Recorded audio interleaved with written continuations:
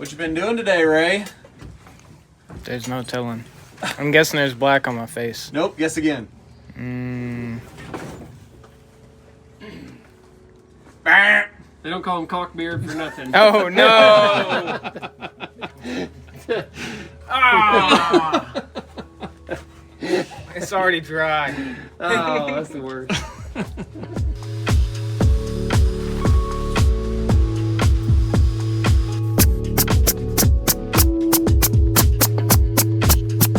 Ray, mine's gonna be like in the top location. Is that where you're at? Yep. Yeah, if you set these up differently from one another and then did a bunch of siding, oh my gosh, it would be bad. Careful. You gonna trust me with these? They're loaded. I'm good there.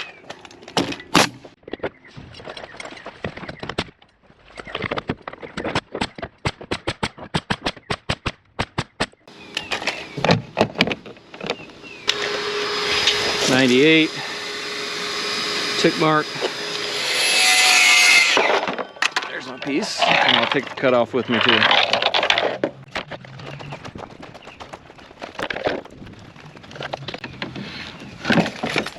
Whoa, whoa, whoa, whoa. Ray.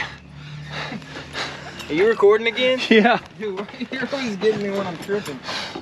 We've got 7 rows done and we're about at eye level. So we're gonna pause on the gecko gauges and snap a hard line just to make sure we're still running straight at this height while we can still see the chalk line above the top edge of the board. So I'm gonna go 6.5 up. I got 53.5, so I'll go up a little higher on yours just to even out. Oh yeah, that's laser.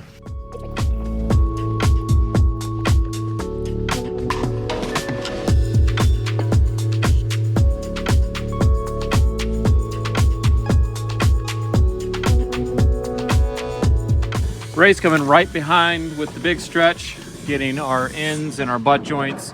And it may look like we're messing up here, but that's supposed to be like that. 3/16 of an inch is what the instructions say.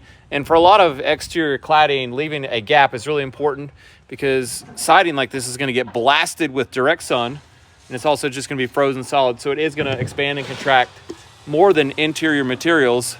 And so we need sealant in there, and enough of the sealant to expand and contract with the piece of whatever so it won't actually crack.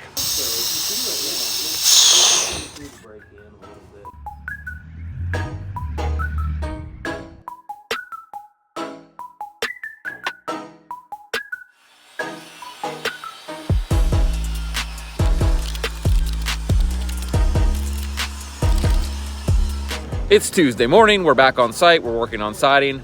And I missed yesterday because I tweaked my back lifting a box out of my truck onto the ground at that career day. And then I decided to go ahead and go to this NASCAR race with Ray and Johnny Brook, which was awesome. Brunt Workwear had us out there. We got to sit in the pits and see the whole thing from the pit side. NASCARs are awesome. And the bad part was the next morning when I got up and my back hurt so bad that I could not get my socks on my feet. And I tried for like 10 minutes. Okay, I didn't want to ask for help, but finally I had to get Ray to put my sock on. So that was the all-time most embarrassing moment of my life, having your buddy have to get you dressed after a NASCAR race. So thank you, Ray. Let's get to the siding. We've used a lot of techniques over the years to deal with the thickness of the window flange, the nail fin, because it can cause major problems if you don't deal with it. And how the trim lays on it when you trim the window. It can get tipped angle out. Just a little bit, just enough to make it look bad. Just enough to make it ticked off. And just enough to be a real hassle to have to deal with too, to fix it. So anyway, since Easter was this week, I decided that we would rabbit out the back of the board. Okay, cut. To fix it. Seriously though, we are using a notching technique called rabbiting, where you take sort of a notch out of the corner, and we're just doing a pass through the table saw to remove the material where the flange exists, and our board will lay tight to the zip system and have a little recess area where the flange is in there. It's going to work out really nice. It is an extra step. That is a hassle, and it makes a lot of sawdust. It makes a big difference. Makes a big mess. But everything is true and flat, and that's nice. All right, we got our cap flashing up here. Jason's got it tight. So I'm going to mark about a 1/2 inch past here, so that when I chop it, I can also cut there and bend this end around.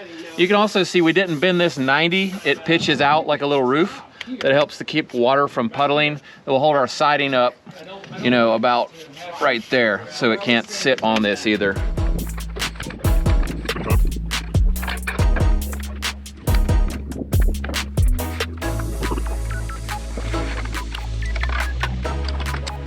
See if it fits. Oh yeah. Looks good. Good? Yep. Zip tape. Oh, it's right here. Oh, it's upside down.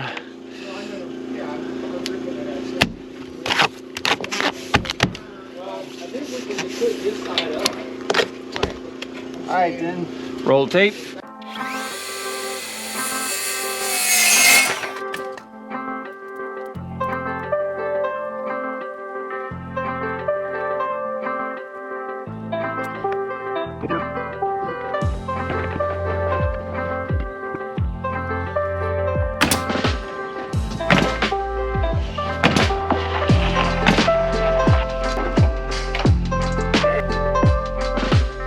We have installed our last full piece of siding here, and now we're gonna cut a rip strip that's gonna go up against the soffit.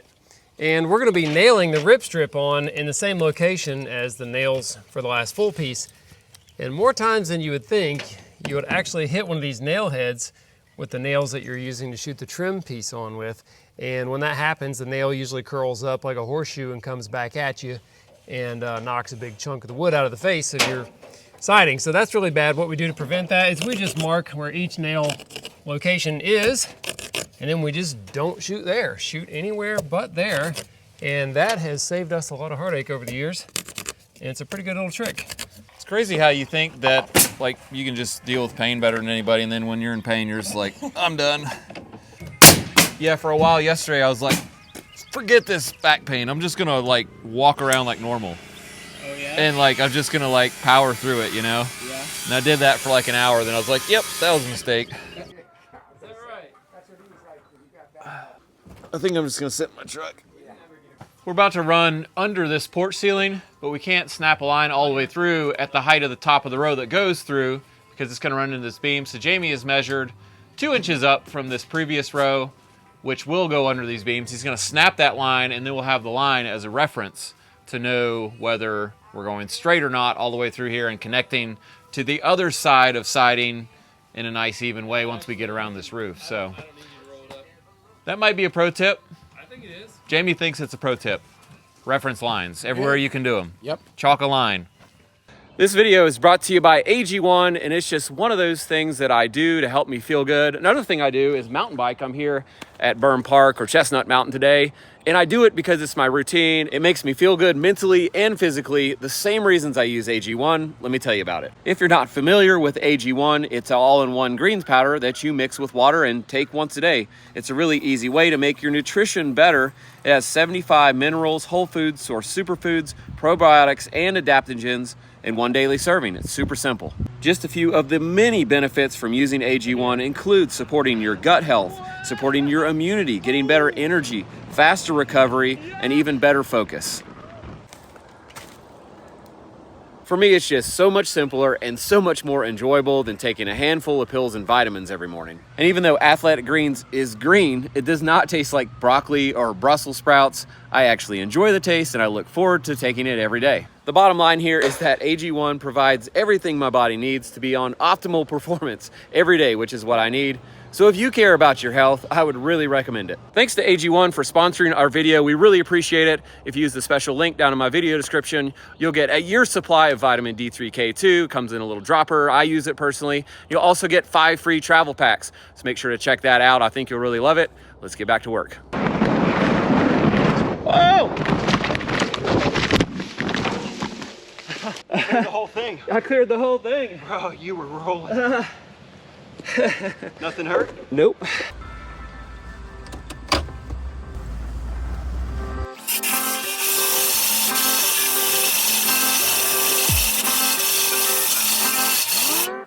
There it is, our our first side of a house ever with no windows, no doors, no nothing except siding, no band boards, nothing, just siding.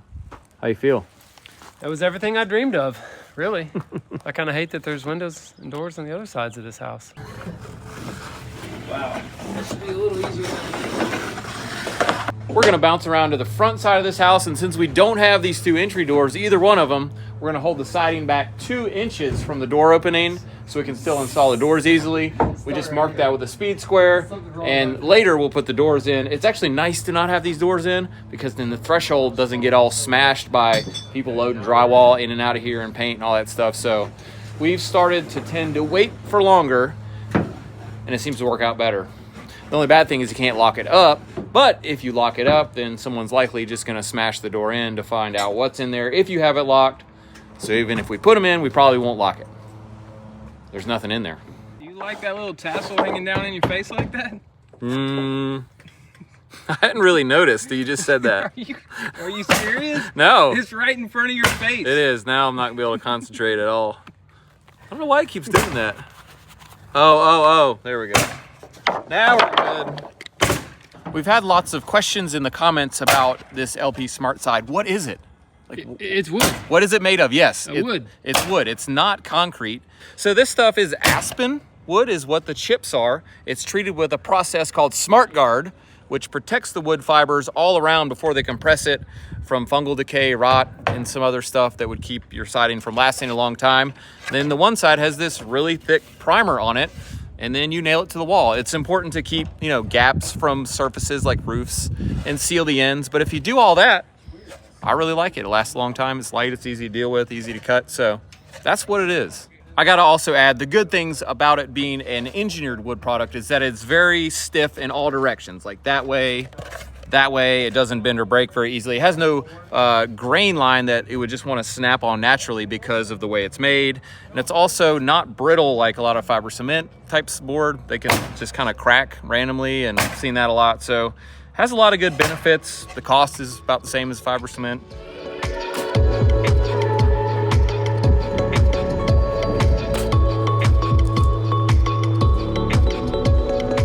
It's Monday morning, we're back on site, and we've got the flashing we need now to go over top of the windows, over top of these roofs. That's kind of an interesting topic in itself, so we're gonna get into that.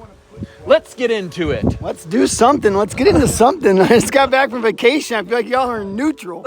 Man, let's go. Come on. So did your razor break this weekend? Oh, dude, I've been on spring break. You didn't know? I don't shave on spring break. That was a whole week? That's Man, man. pretty sad, dude. Actually, I didn't shave the week before either. Wow. Those 2 weeks. Okay. I'm gonna make a plunge cut to cut this line right here. And a really good tip that's helped me over the years to get this alignment right as I plunge in so I'm not going crooked as soon as I start cutting is to align this little indicator that's on the base with the line as I'm setting this down, and then I align the blade back with the line here. And then once you plunge in, you're pretty much cutting straight instead of, just sort of guessing. So let's give that a shot, line it up.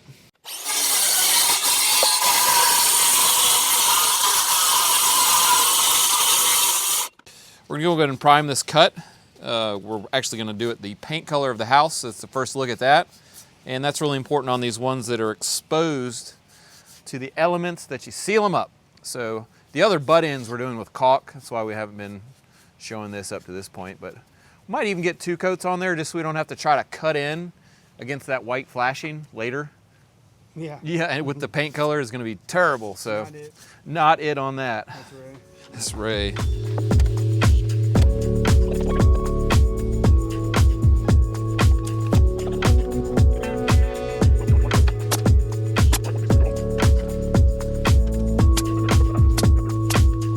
Last step here on the top of this window is to really put a lot of sealant in this little corner here. That's the one spot that isn't as good as the rest of this. We're gonna leave this, we're not gonna caulk it. This is gonna be what it is. It looks like a mistake, but that's the spec on this, 3/8 of an inch minimum above the flashing. But right here, I'm just gonna fill in this corner really full so that water can't get in right there. So that's the one weak spot if you don't fill it full of some kind of sealant. Trick here, I've got my ladder set up and it's right where this board has got to go, but it's as low as it'll go, and if I shoot it up, I'm into this window, so I got no adjustment. I'm gonna put this board in the old school way, do the little standoff move. Let Jason get it in there. Drop her down, drop her down. Drop down, it won't go down. There we go, I put it back. Spacers. Clipping nails works pretty good. The question is, have you got your money? You like? I need to come my way, I think. So I'm even with this. Yeah, that's what I'm shooting for. Yep. So we bought another set. Man. All right, so over spring break, we started doing the, have you heard of the Snapchat? Well, I went out to dinner. There's me and my wife. And then these filters, that's me. Oh yeah, look at These you. old man filters. Wow. Look at me, dude. You're pretty good. Oh yeah, dude, look how old I look. And there's my daughter, Oh, she's 3. my gosh. But she looks like she's 100. But anyway, yeah. That's pretty good. I mean, hey. A piece of flashing over this scrap piece of wood, and what this is gonna allow us to do, it's gonna go like this, wrap around the end. Uh-oh, we got caulk in there already.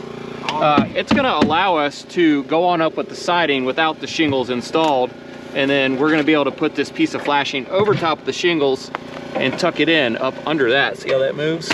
And that's a great thing, because now we won't get paint all over these shingles, we won't mess the shingles up with ladders. Doesn't really matter what this wood is, because it's gonna get completely wrapped in metal. It doesn't need to be anything special. And in this case, it's just our Smartside trim boards, scraps of that, so we don't waste material. And one really important thing here is that this whole flashing system is gonna lap off past our fascia board by 1.5 inches. See that right there? That's because by the time we add our drip edge and our shingles stick out from that, that's where our shingles are gonna run. So that's why it needs to stick out that far. It'll lap by like a lot. I'm gonna say like 6 inches.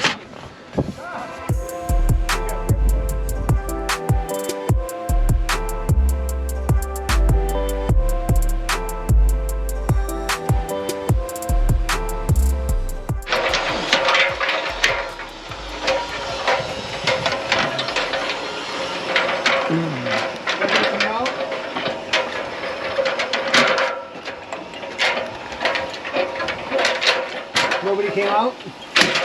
No. I can drop this down a little. Nah, that's as low as I can go. Oh, A little bit. Yeah. maybe. Oh, yeah, you're Goldilocks. Is that all right? Now I just dropped the freaking. Oh yeah, that's good. I'm okay. So we're gonna mark where this fascia board intersects our siding, both sides, right there, and take some numbers on what we need to cut out. Leave in 3 1/8 under there. Mark 6 1/2 again. Let's say leave in 3 3/4 there.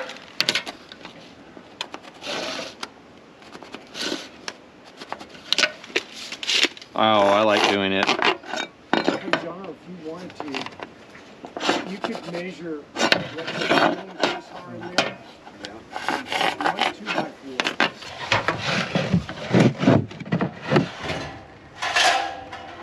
Looking pretty good. Let me check it with the gecko.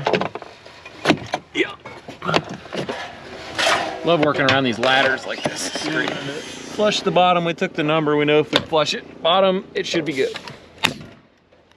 If our cut guy cut him right. If our cut guy cut it right. I didn't double check. So I'm going for a nice little gap here. Yo, John! What's happening, man? Were you just sitting there waiting for him to call you? Yeah, I sure was. I called right before lunch, by the way. Yeah, I mean, he just called. And My schedule happened to open up. I was looking Okay. for a fill, and so it was either Nantahala or over here. I was like, man, I'd love to go to Bryce City Yeah. to see the Perkins. So yeah. here we are. Okay. I was actually just asking him, is Jade's way the right way? It's a way. Yeah, he was getting some advertising dollars there Right on. for his YouTube channel. Let me know if it works out, 'cause I'll put my name on the other side.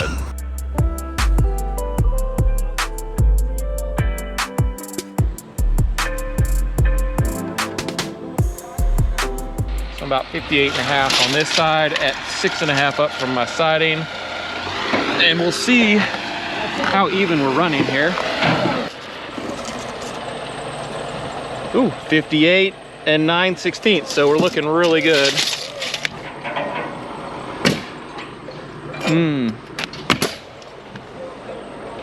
Yeah, that'll work. 6 and 7/16 there, 5.5 rip. We are caulking each of these pieces as they go in, and there's a reason why, and Jason's gonna tell you about it. Yeah, because if you don't, when this piece overlaps, there's no caulk back behind this piece over that, underneath, under that piece, yeah. Right. So when this one's, if you caulk this first, and then you put this piece on, if water was to come down, that's already caulked there. And you don't get that type of seal when you're trying to get it back underneath the other one. Does that make sense? That's the advantage of the painters being the siders, Yeah. and the caulkers being the painters. Yeah, I mean, it's probably more efficient just to side it all and then go back and caulk it. But I'm telling you, it's much better if you caulk it as you go. What's going on with this right here? Wasn't there a wire on that? There was, even in the other side. But the problem is they don't work anymore. And so the wire just kept getting hung up around my neck. I feel like it was choking me. So I just, because I like the way they hang and they, so I can't hear you. It's perfect. That's it for our video today. I hope you enjoyed it, and if you did, please remember to get subscribed to our YouTube channel, click the notifications bells to get our future videos. Doing that really helps us out on YouTube, so we appreciate that. Thanks for building with us. We'll see you on the next one.